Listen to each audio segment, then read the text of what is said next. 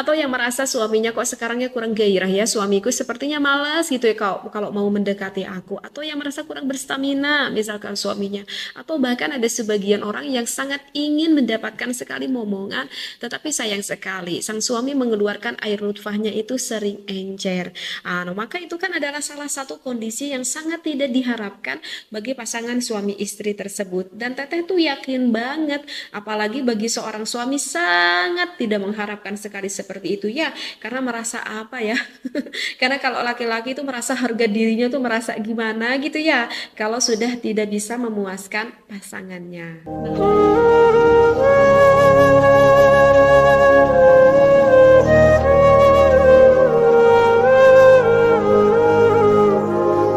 Bismillahirrahmanirrahim. Assalamualaikum warahmatullahi wabarakatuh. Pada jamaah fikih nikah rahimakumullah. Berjumpa kembali dengan Teteh tentunya di sini ya, di channel Fikih Nikah. Mudah-mudahan kalian semua bil khusus yang sudah berumah tangga semakin diharmoniskan di dalam rumah tangganya. Amin ya Allah ya rabbal alamin. Maka di Fikih Nikah kali ini insya Allah Teteh seperti biasa membawa referensi kitab dari Qurratul Uyun. Ya, baik. Bismillah, walhamdulillah, wassalatu wassalamu ala Rasulillah. Bismillahirrahmanirrahim. Di sini ada keterangan. Bismillahirrahmanirrahim. Fa'idha asobaha kataballahu lahu mi'ata wa ishrina hasanatan. Di dalam ini referensi kitab dikatakan jika pasangan suami istri hendak melakukan ibadah, maaf ya, dengan tanda kutip adalah ibadah melakukan biologis, maka Allah akan mencatat atau menuliskan bagi pasangan suami istri tersebut 120 kebaikan. Ya. Wa baha anhu mi'atan wa isyrina sayyi'atan, dan juga Allah akan menghapus bagi pasangan suami istri tersebut 120 kejelekan-kejelekan yang akan dihapus oleh Allah. Masya Allah ya, maha baiknya Allah. Jangan dikira ternyata melakukan ibadah itu adalah besar sekali ya pahala yang bisa kita dapatkan. Bahkan fa'idza tasalana dallahul malaikata, jika pasangan suami istri tersebut hendak melakukan mandi besar, maka Allah akan mengundang, maka Allah akan menyeru terhadap para malaikat-malaikat, fayaqulu, maka Allah akan berdauh terhadap malaikat-malaikat tersebut, unzuru, wahai para malaikat, coba lihat. Ila abdi, hamba-hambaku, yaghtasilu, yang hendak melakukan mandi besar, min khaufi, dikarenakan hambaku merasa takut kepadaku, yatayaqqanu, dan hatinya merasa yakin, anni, bahwa sesungguhnya aku rabbuhu, adalah Tuhannya. Ashhadu, dan beriktikadiyah, para laki-laki dan perempuan tersebut, maksudnya adalah suami istri tersebut, bahwa alayya, bahwa sesungguhnya saya, bi anni, adalah maksudnya adalah Tuhannya, seperti itu ya. Qad ghafartu lahu, maka teman-teman sudah mengampuni akan dosa-dosa yang dilakukan pasangan suami istri tersebut. Fama yajril ma'u, maka tidak akan mengalir apa itu air, minhu, dari hambaku, ala sya'ratin, di dalam setiap helai rambutnya, illa, kecuali apa? Kataballahu lahu biha hasanatan. Kata Allah, kecuali aku akan menuliskan bagi hamba tersebut setiap helai rambutnya berubah menjadi kebaikan, dan kebaikan. Entah ada berapa helai ya, rambut yang ada di kepala kita. Karena secara hakikatnya kalau tidak dilipatkan, itu pahala, maka surga akan sangat sulit sekali untuk kita beli, istilahnya seperti itu ya. Jadi di dalam referensi kitab ini ya, maha baiknya Allah. Jadi jangan dikira wahai para suami istri, terutama ini wahai para istri yang sering banyak sekali suami berkeluh kesah, istrinya yang malas untuk melakukan ibadah dengan suaminya. Wahai para istri, kenapa kalian tidak ingin melayani suami? Padahal suami memperlakukan kita dengan penuh keindahan dan juga pahalanya begitu banyak sekali yang Allah berikan kepada kita, ya. Tetapi ya begitulah, namanya juga hidup itu tidak akan terlepas dari ujian. Ya, tidak akan terlepas dari ujian. Memang teh, kalau misalkan kita melakukan ibadah ini, semuanya akan terasa lebih indah ya, jika sesuai dengan apa yang diharapkan bagi pasangan suami dan juga istri tersebut.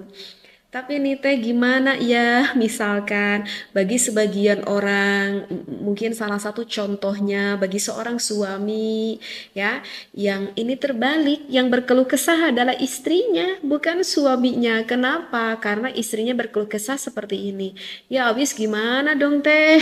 Misalkan ini suamiku itu tidak bisa memuaskan aku, jadi ujung-ujungnya aku tuh enek sama suami, ujung-ujungnya aku tuh jengkel sama suami. Kenapa? Abis suami gak bisa menyenangkan aku. Emang kenapa suami tuh gak bisa menyenangkan kamu? Ya karena sekarang suamiku tuh semakin tua gitu ya.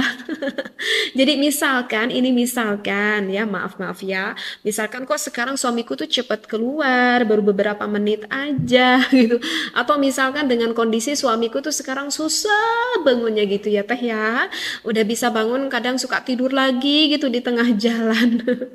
Atau yang merasa suaminya kok sekarangnya kurang gairah ya, suamiku sepertinya malas gitu ya kalau kalau mau mendekati aku, atau yang merasa kurang berstamina misalkan suaminya, atau bahkan ada sebagian orang yang sangat ingin mendapatkan sekali momongan, tetapi sayang sekali sang suami mengeluarkan air nutfahnya itu sering encer. Nah, maka itu kan adalah salah satu kondisi yang sangat tidak diharapkan bagi pasangan suami istri tersebut. Dan teteh tuh yakin banget, apalagi bagi seorang suami sangat tidak mengharapkan sekali seperti itu ya, karena merasa apa ya?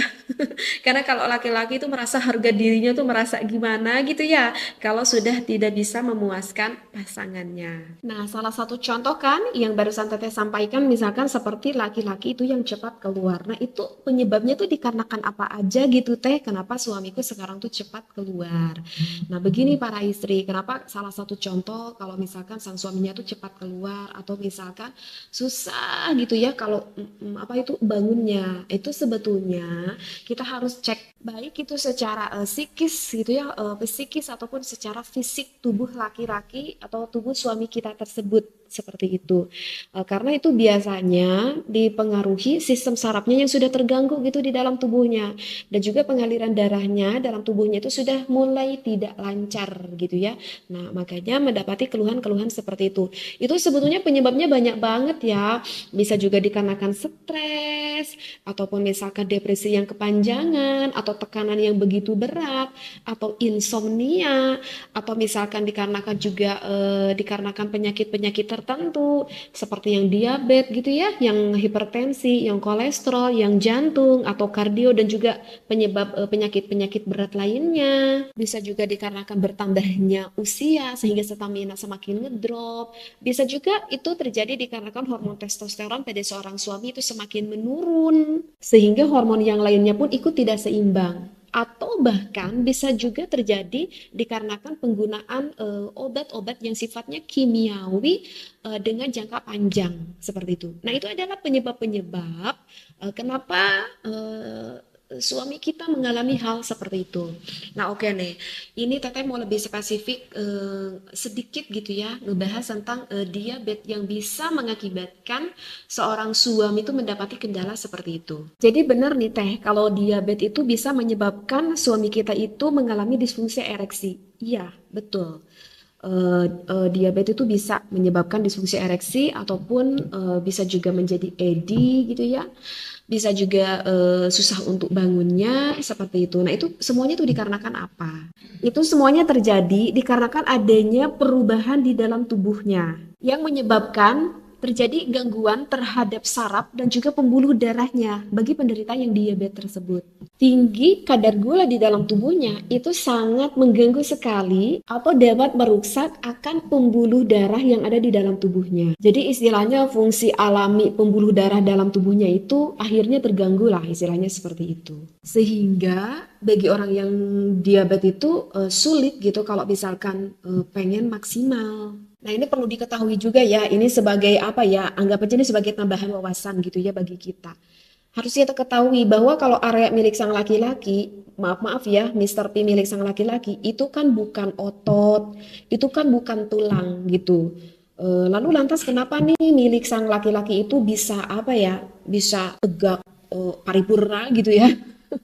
Maaf ya, itu tidak bisa loh tegak dengan sendirinya meskipun ketika mengalami ereksi seperti itu. Nah, sedangkan ereksi itu terjadi dikarenakan ada pengaliran darah gitu ya, yang masuk ngesuplai ke Mr. P ataupun milik sang suami kita. Itu semuanya terjadi ketika sedang terangsang begitu ya, sehingga saraf akan membuat gitu ya pembuluh darah ke area milik sang laki-laki kitanya itu akan melebar gitu, sehingga aliran darah yang masuk ke area milik sang laki-laki itu akan lebih mudah dikarenakan kan melebar itu, sehingga aliran darah yang masuk itu akan lebih besar daripada yang keluarnya. Nah, akhirnya sehingga organ tersebut atau area milik sang laki-laki tersebut akhirnya kenapa bisa berubah menjadi keras ya. Jadi, bagi orang yang diabetes itu akan mengalami gangguan terhadap pembuluh darah yang ada di dalam di dalam tubuhnya ya, yang masuk ke area milik sang laki-lakinya. Nah, kondisi tersebut itu membuat tidak akan bisa menetap si pembuluh darah tersebut di area milik laki-lakinya. Nah, akhirnya yang membuat disfungsi ereksi itu terjadi. Jadi intinya sudah bisa dipahami ya, kalau misalkan salah satu contoh seperti yang diabetes itu dikarenakan sudah terjadi kesehatannya terganggu di pengaliran darahnya. Tetapi sebetulnya sih ini bukan hanya terjadi bagi seorang laki-laki yang punya pengidap diabetes aja, seperti yang hipertensi, ya itu juga sama loh dapat mempengaruhi seperti yang kolesterol, itu juga sama dapat mempengaruhi atau kardio, jantung dan juga lainnya. Nah, bagi kita makanya penting banget ya, karena kan agama juga memerintahkan, Allah juga menyuruh pada kita, kita itu harus bisa merawat, kita itu harus bisa menjaga dari apa yang telah Allah berikan pada kita, dari apa yang Allah telah titipkan kepada kita. Ini fisik raga yang Allah titipkan pada kita, maka kata Allah ya rawat, ya jaga dengan baik dan diniati untuk merawat tubuh kita ini, merawat hati kita ini, fikir kita ini diniati semata-mata adalah ibadah. Dan kita tentu berdoa kepada Allah, ya Allah kesehatan ini aku niatkan untuk menjalankan ibadah kepadamu ya Allah ya. Jadi tidak berniat kita itu ingin melakukan maksiat dengan fisik kita ini, tetapi kita diniati ingin melakukan amal-amal ibadah yang memang diridhoi oleh Allah Subhanahu wa taala seperti itu. Makanya jangan dikira ketika kita menjaga pola makan, ketika kita jaga pola istirahat, pola pikir, pola hati, kalau kita niatnya benar gitu ya, sesuai dengan apa yang ditentukan oleh Allah, maka jangan dikira itu tidak ibadah. Itu semuanya akan berubah menjadi ibadah. Ya kan? Makanya sebelum kita makan pun kan ada doanya seperti itu. Ya, ketika kita berdoa sebelum makan, ya Allah, kita hati itu berkata sama Allah, ya Allah, setiap apa yang aku makan, setiap apa yang aku minum, mudah-mudahan ya Allah ini bisa berubah menjadi kesehatan, menjadi kekuatan untuk aku melakukan amal ibadah padamu ya Allah. Begitu juga ketika kita istirahat, kita diniati, ya Allah, istirahat aku ini aku diniati untuk melakukan amal ibadah padamu gitu. Ketika kita pikir, ketika kita hati, nah itu kan lebih menunjang lagi. Kalau hati yang tenang itu gak akan mudah stres, gak akan mudah depresi. Kenapa? Karena hati kita punya keimanan seperti itu ya. Dan itu dampaknya bisa kita rasakan sendiri gitu ya. Sehingga kalau bagi orang yang beriman, bagi orang yang bersyukur, bagi orang yang lebih ridho, itu kehidupannya tuh akan lebih senang. Serius deh. Kehidupannya itu lebih senang. Meskipun menurut orang lain kehidupan kita itu banyak kekurangannya. Mau dari segi apapun, kata orang lain kita tuh banyak kekurangannya. Mau dari segi finansial misalkan salah satu contohnya, tapi kalau kita bisa bersyukur dan sabar, ya kita mah happy-happy aja ya. Nah, karena itu semuanya kembali kepada keimanan dan juga hati kita. Dan memang itu kan semuanya perintah dari Allah yang memang harus dijaga. Kalau enggak dijaga oleh kita ya oleh siapa lagi? Betul enggak? Seperti itu. Nah, sekarang gimana dong Teh nih solusinya? Kebetulan suami aku sudah mengalami misalkan gejala-gejala seperti itu, penyakit-penyakit itu, atau misalkan bagaimana ya sekarang suamiku ketika melakukan ibadah sudah mendapati kendala-kendala seperti yang udah tadi Teteh sampaikan, atau mungkin saja ini sebaliknya yang terjadi oleh istrinya. Maka nggak apa-apa ya, ini bilang aja deh, mau terserah kalian mau bilang Teteh promo atau apapun itu terserah deh gitu ya. Tetapi teteh itu cuman hanya sebatas menawarkan, ya mudah-mudahan ini tuh bisa menjadikan ikhtiar, ini tuh bisa menjadikan wasilah. Karena secara hakikatnya kalau untuk urusan kesembuhan itu adalah kudrat iradat inayahnya Allah. Karena ketika kita sakit ya, sebetulnya kita itu bukan sedang mencari kesehatan. Loh kenapa sih Teh? Kok Teteh bilang kita bukan sedang mencari kesehatan, sedangkan kan kita lagi sakit pengen sehat gitu. Iya, kita tuh bukan sedang mencari sehat. Mau kemanapun kita pergi, misalkan kita mau pergi ke dokter manapun gitu ya, atau ke apa itu pengobatan alternatif misalkan, kita itu sebetulnya bukan sedang melangkah mencari kesehatan, tetapi kita melangkah sedang mencari obat gitu. Seperti itu. Kenapa? Nah, ini harus dilurusin dulu. Karena yang memberi kesehatan secara hakikatnya itu adalah kudrat irodat inayah hak mutlak milik Allah. Adapun kita melangkah mau ke sana, mau ke sini gitu ya, itu adalah hanya sebatas mencari obat karena memang Allah memerintahkan kepada kita hanya sebatas untuk berikhtiar. Adapun secara hakikatnya mau sembuh tidak sembuh itu adalah hak prerogatifnya Allah, ya. Jadi bisa dipahami di sini ya. Mudah-mudahan bisa memberikan kemanfaatan bagi kalian semuanya. Wallahu alam. Wassalamualaikum warahmatullahi wabarakatuh.